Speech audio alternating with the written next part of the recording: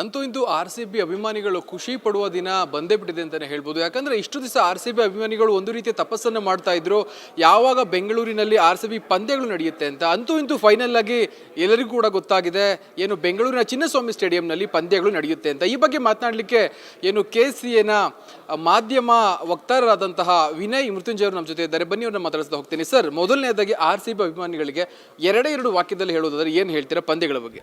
Sir, ಏನಿಲ್ಲ sir, ಇದೊಂದು ಸಂತೋಷ ಮತ್ತು ಸಂತಸದ ಸಂದರ್ಭ ಅಂತಲೇ ಹೇಳಬೇಕು. ನಡೆದಂಥ ದುರ್ಘಟನೆ ಬಗ್ಗೆ ವಿಷಾದ ವ್ಯಕ್ತಪಡಿಸ್ತೀವಿ. ಆದರೂ ಇವಾಗ ಕ್ರಿಕೆಟ್ ಮರಳಿ ಬಂದಿರೋದು ಇದೊಂದು ಸಂತೋಷದ, ಎಲ್ಲ ಕ್ರಿಕೆಟ್ ಫ್ಯಾನ್ಸ್ಗೆ ಒಂದು ಸಂತೋಷದ ವಿಷಯ. ಸರ್, ಎರಡನೇ ಪ್ರಶ್ನೆ, ಈ ಹಿಂದೆ ಅದೊಂದು ದುರ್ಘಟನೆ ಆಗೋಯ್ತು, ಆದರೆ ಅದೇ ರೀತಿ ಡಿ ಕುನ್ನಾ ವರದಿ ಕೂಡ ಸಾಕಷ್ಟು ಅಂಶಗಳನ್ನು ನೀವು ಇಲ್ಲಿ ಜಾರಿಗೆ ತರಬೇಕು ಅಂತ ಹೇಳಿದ್ರು. ಸೊ ಇನ್ನೂ ಹೆಚ್ಚಾಗಿ ಜಾರಿ ತಂದಿದ್ದೀವಿ ಅಂತ ಏನು ಸಂತೋಷ್ ಸರ್ ಕೂಡ ಹೇಳಿದ್ದಾರೆ, ಅದ್ರ ಬಗ್ಗೆ ಹೇಳೋದಾದ್ರೆ?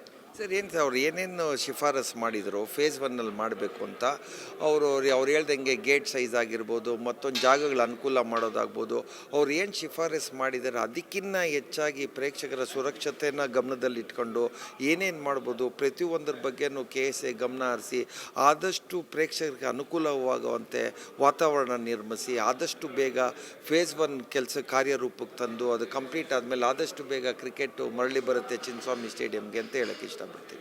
ಸರ್, ಪಂದ್ಯಗಳ ಬಗ್ಗೆ RCB ತಂಡ ಅಥವಾ ಮ್ಯಾನೇಜ್ಮೆಂಟ್ ಏನಿದೆ ಅದು ಯಾವ ಅಂಶಗಳನ್ನು ತೀರ್ಮಾನವನ್ನು ಮಾಡುತ್ತೆ, ಅದೇ ರೀತಿ ಪೊಲೀಸ್ ಇಲಾಖೆ ಯಾವ ಅಂಶಗಳನ್ನು ಕಂಟ್ರೋಲ್ ಇಟ್ಕೊಳ್ಳುತ್ತೆ? ಸರ್, ಇದು RCB ಅವ್ರಿಗೆ ಫ್ರಾಂಚೈಸಿ ಆಗಿರೋದ್ರಿಂದ ಸ್ಟೇಡಿಯಂ ಅಗ್ರಿಮೆಂಟಲ್ಲಿ ಅವ್ರದ್ದೇ ಆದಂಥ ರೂಲ್ಸ್ ಆ್ಯಂಡ್ ರೆಸ್ಪಾನ್ಸಿಬಿಲಿಟೀಸ್ ಇದೆ. ಸೊ ನಮ್ಮ ನಮ್ಮ ರೂಲ್ಸ್ ಆ್ಯಂಡ್ ರೆಸ್ಪಾನ್ಸಿಬಿಲಿಟೀಸ್ ಇದೆ. ಸೊ ಆ ಸ್ಟೇಡಿಯಂ ಅಗ್ರಿಮೆಂಟ್ ಪ್ರಕಾರ ಯಾರ್ಯಾರು ಏನೇನು ಮಾಡಬೇಕು, ಯಾರ್ಯಾರಿಗೆ ಏನೇನು ಆಬ್ಲಿಗೇಷನ್ಸ್ ಇದೆ, KCA ಏನೇನು ಆಬ್ಲಿಗೇಷನ್ ಇದೆ, ನನಗೆ ಪೂರ್ತಿ ನಂಬಿಕೆ ಇದೆ. ಪ್ರತಿಯೊಂದು ಏನೇನು ಸ್ಟೇಡಿಯಂ ಅಗ್ರಿಮೆಂಟಲ್ಲಿ ನಮ್ಮ ಜವಾಬ್ದಾರಿ ಇದೆ ಪ್ರತಿಯೊಂದು ಅದನ್ನು ನಾವು ಸಂಪೂರ್ಣವಾಗಿ ಯಶಸ್ವಿಯಾಗಿ ನಿರ್ವಹಿಸ್ತೀವಿ. ಸರ್, ಪಂದ್ಯಗಳು ನಡೆಯೋ ಬಗ್ಗೆ ಅಫಿಷಿಯಲ್ ಆಗಿ 5 ಪಂದ್ಯ ಅಂತ ಹೇಳಲಾಗ್ತಾ ಇದೆ, ಒಂದು ಕಡೆ 7 ಅಂತ ಹೇಳಲಾಗ್ತಾ ಇದೆ. ನಿಮ್ಮ ಪ್ರಕಾರ ಎಷ್ಟು ನಡೆಯುವ ಸಾಧ್ಯತೆ ಇದೆ? ಸರ್, ಉದ್ಘಾಟನಾ ಪಂದ್ಯನೂ ಸೇರಿ 5 RCB ಪಂದ್ಯಗಳು ಚಿನ್ನಸ್ವಾಮಿ ಕ್ರೀಡಾಂಗಣದಲ್ಲಿ ನಡೆಯುತ್ತೆ. ಆಮೇಲೆ ಪ್ಲೇ ಆಫ್ಗೆ ಯಾರು ಕ್ವಾಲಿಫೈ ಆಗ್ತಾರೆ ನೋಡಬೇಕು, ಫೈನಲ್ಸ್ಗೆ ಯಾರು ಬರ್ತಾರೆ ನೋಡಬೇಕು. ಒಂದು ಪ್ಲೇ ಆಫ್ ಮತ್ತು ಫೈನಲ್ ಪಂದ್ಯನೂ ಚಿನ್ನಸ್ವಾಮಿ ಕ್ರೀಡಾಂಗಣದಲ್ಲಿ ನಡೆಯುತ್ತೆ. ಸರ್, ಇನ್ನೊಂದು ಅನುಮಾನ ವ್ಯಕ್ತವಾಗ್ತಿರೋದು, RCBಲಿ ನಾವೇನು ಬೆಂಗಳೂರಲ್ಲಿ ಸ್ಟೇಡಿಯಂ ಇದೆ, ಇದರಲ್ಲಿ 38,000 ಆಸನ ಅಷ್ಟೇ ಇದೆ. ಆದರೆ ಅಹಮದಾಬಾದ್ ಹೋಲಿಸ್ಕೊಂಡ್ರೆ ಅಲ್ಲಿ 1 ಲಕ್ಷ ಆಸನಗಳಿದೆ. ಹೀಗಾಗಿ ಫೈನಲ್ ಪಂದ್ಯ ಅಲ್ಲಿಗಿಂತ ಇಲ್ಲಿ ನಡೆಸೋಕ್ಕೆ ಅವಕಾಶ ಕೊಡ್ತಾರಾ, ಅದು ನಿಮ್ಗೆ ಅನ್ಸುತ್ತಾ ಅಥವಾ ಹೇಗೆ?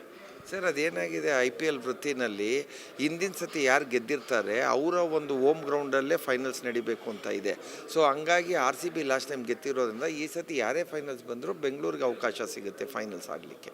ಸರ್, ಅಭಿಮಾನಿಗಳಿಗೆ ಏನು ಹೇಳ್ತೀರಾ ಕೊನೆಯದಾಗಿ? ನೂಕುನುಗ್ಗಾಟ ಆಗಿರ್ಬೋದು. ಸರ್, ಅಭಿಮಾನಿಗಳಿಗೆ ಒಂದೇ ಹೇಳೋದು, ದಯವಿಟ್ಟು ನೀವು ಪೇಷನ್ಸ್ ಆಗಿ ಬನ್ನಿ. ದಯವಿಟ್ಟು ಪ್ರೈವೇಟ್ ವೆಹಿಕಲ್ಸಲ್ಲಿ ಬರೋದು ನೀವು ದಯವಿಟ್ಟು ಅವಾಯ್ಡ್ ಮಾಡಿ. ಮಕ್ಕಳನ್ನ ತುಂಬ ಚಿಕ್ಕ ಮಕ್ಕಳು, ಸಣ್ಣ ಮಕ್ಕಳನ್ನಾದರೆ ಅವಾಯ್ಡ್ ಮಾಡಿ ಅವ್ರನ್ನ ಕರ್ಕೊಂಬರೋವಂಥದ್ದು. ಯಾಕಂದರೆ ಚಿಕ್ಕ ಮಗುಗೆ ಅವ್ರು ಕ್ರಿಕೆಟ್ ನೋಡೋಕ್ಕೂ ಇಂಟ್ರೆಸ್ಟ್ ಇರಲ್ಲ.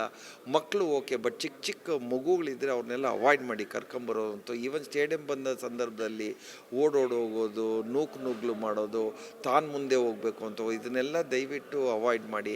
ಯಾಕಂದರೆ ಒಂದು ಸ್ವಲ್ಪ ಲೇಟಾಗಿ ಹೋದ್ರು, ಸ್ವಲ್ಪ 1 ಓವರ್ ಮಿಸ್ ಆದರೂ ಏನೂ ತೊಂದರೆ ಇಲ್ಲ. ಅವರ ಸುರಕ್ಷತೆ ಮುಖ್ಯ ನಮಗೆ. ಸೊ ದಯವಿಟ್ಟು ಪೇಷನ್ಸ್ ಆಗಿ ಬಂದು ಕ್ರಿಕೆಟ್ ನೋಡಿ ಚೆನ್ನಾಗಿ ಎಂಜಾಯ್ ಮಾಡಿ ಖುಷಿಯಾಗಿ ವಾಪಸ್ ಹೋಗಿ ಅಂತ ಪ್ರೇಕ್ಷಕರು. ಟಿಕೆಟ್ ಬುಕಿಂಗ್ ಬಗ್ಗೆ ಹೇಗೆ, ಆನ್ಲೈನ್ ಮತ್ತು ಆಫ್ಲೈನ್? ಸರ್, ಟಿಕೆಟ್ ಬಗ್ಗೆ ಇದನ್ನೆಲ್ಲ ಕಂಪ್ಲೀಟು ಅಧಿಕೃತವಾಗಿ ನಮ್ಮ ರಾಯಲ್ ಚಾಲೆಂಜರ್ಸ್ ಬೆಂಗಳೂರು ಅವ್ರು ನಿಮ್ಗೆ ಹೇಳಬೇಕು. ಯಾಕಂದರೆ entire ticket is with royal Challengers Bangalore. ಅವ್ರು ನಿಮಗೆ ತಿಳಿಸ್ತಾರೆ ಯಾವ ಟಿಕೆಟು ಎಷ್ಟು ಎಲ್ಲಿ ಯಾವತ್ತು ಮಾರಾಟ ಆಗುತ್ತೆ, ಅವ್ರು ನಿಮಗೆ ತಿಳಿಸ್ಬೇಕು. Thank you sir.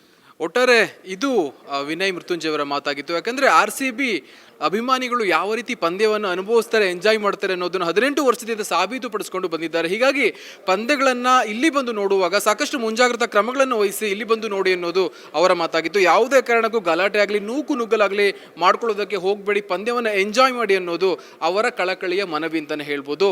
ಸೊ ಇದು ಈ ಹೊತ್ತಿನ ಸುದ್ದಿ. ಕ್ಯಾಮ್ರಾ ಪರ್ಸನ್ ಪ್ರದೀಪ್ ಜೊತೆ ಗಿರೀಶ್ ಗ್ಯಾಂಡಿ, ನ್ಯೂಸ್ ಬೆಂಗಳೂರು. ನಿಮ್ಮೂರಿನಿಂದ ವಿಶ್ವ ಮಟ್ಟದವರೆಗೆ ರಾಜಕೀಯ, ಸಿನಿಮಾ, ಸ್ಪೋರ್ಟ್ಸ್ ಯಾವ ಸುದ್ದಿಯೂ ಮಿಸ್ ಆಗಲ್ಲ. ಬರೀ ಸುದ್ದಿಯಷ್ಟೇ ಅಲ್ಲ, ಜೊತೆಯಲ್ಲೇ ಇರುತ್ತೆ ವಿಶ್ಲೇಷಣೆ. ಗ್ಯಾರಂಟಿ ನ್ಯೂಸ್ನ ಸಬ್ಸ್ಕ್ರೈಬ್ ಮಾಡಿ, ಫಾಲೋ ಮಾಡಿ, ಕ್ಷಣ ಕ್ಷಣದ ಅಪ್ಡೇಟ್ಸ್ ಪಡೆಯಿರಿ.